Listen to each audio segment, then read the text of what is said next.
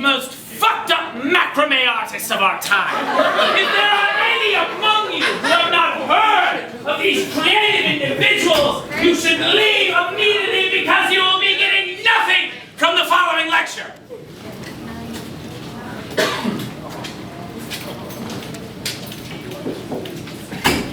The reason why I am here is to lecture you on creativity in art and music.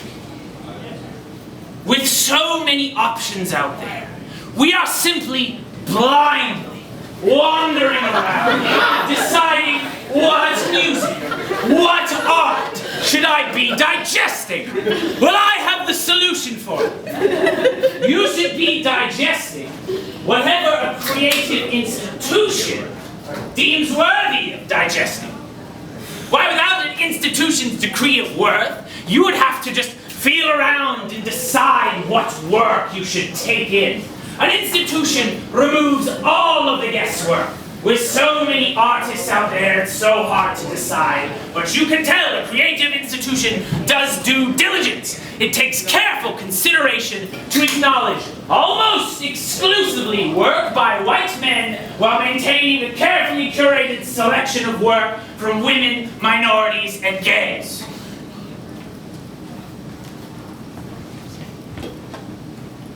The reason why I'm here, the reason why I have my funding to be here, is because an institution has paid me to speak to you, to inspire you, to create. The institution hopes that this single investment in me will lead to the creation of many pieces of work from all of you without monetary investment directly in you. The only hope that you have of succeeding in this world as an artist is to take what the creative institution says, hold it close to your heart, and accept it utterly blindly.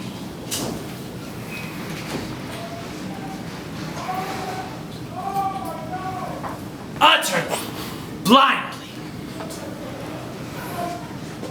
Utterly, unfoundingly blindly, accept whatever they say.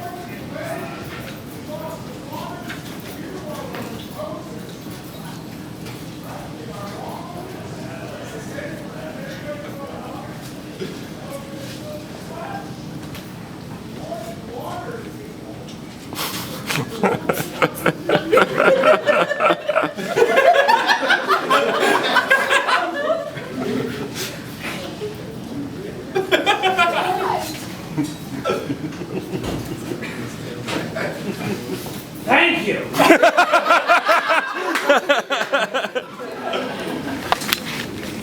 Woo!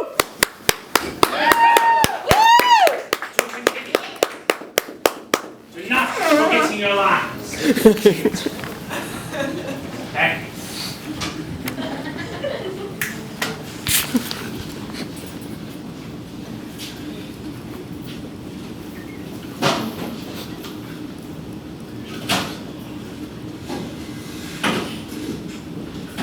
The reason why I'm here to speak to you, it's all coming back. The reason why I'm here to speak to you is because I'm a better artist than you. I received education from the most prestigious of universities, where I was garnered the most prestigious attention from elder white male professors, where they awarded me the most prestigious of awards and certifications, where I was envied by my white male peers and also envied by my token non-white male peers in the hopes that they would inspire inclusivity. At these universities, far more prestigious than yours, I gained awards and certificates far too prestigious to be allowed to be handled by your universities. I received the Thurmple Prize for Creative Genius, the DiGiorno Award for and the flawlessly shaped, perfectly sized penis education grant given unto those wishing to further their studies in having a flawlessly shaped, perfectly sized penis. If there are any among you who do not recognize the importance of these awards, you should truly be glad that you are here. You see, you are all in the creative field, and without those accolades or similar accolades, you have no hope of success similar to mine.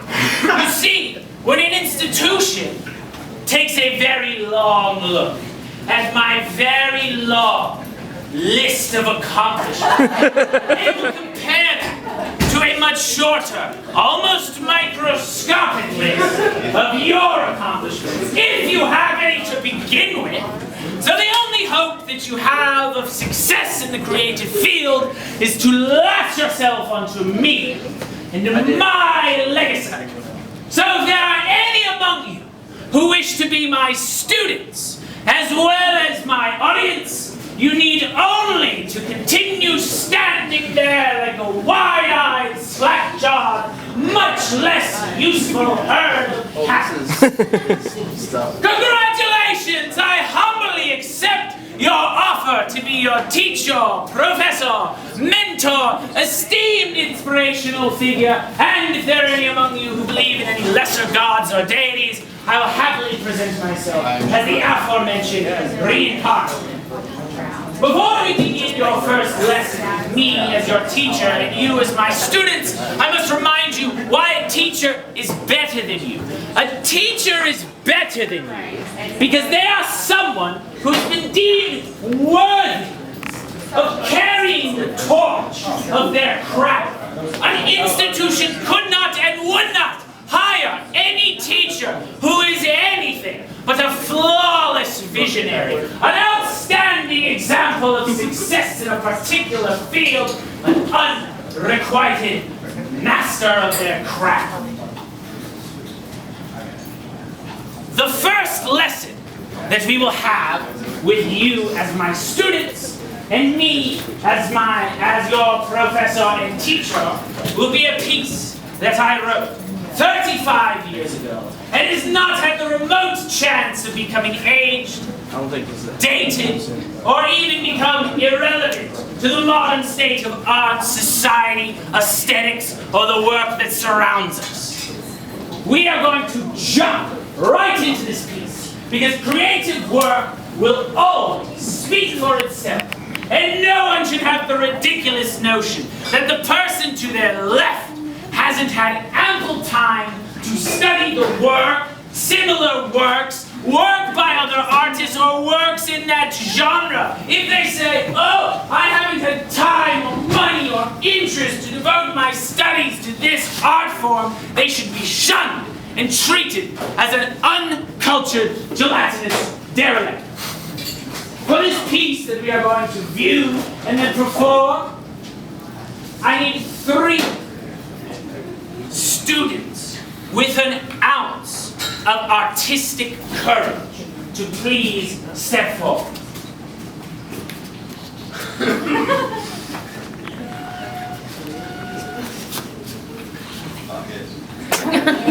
Fuck it, that's the attitude. One more student. Get up there. Thank you. Yes. Stand over there somewhere where you're not in the way. I now need 3 students with an ounce of musical courage to please step forward. You, go behind them. You.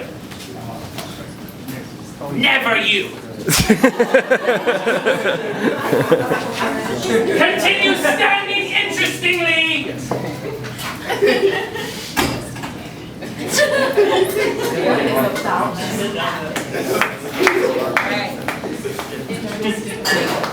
The piece that you students will be responsible for is a live painting, free improvisation, vocal and artist, music, concrete, chic, critique, sextet.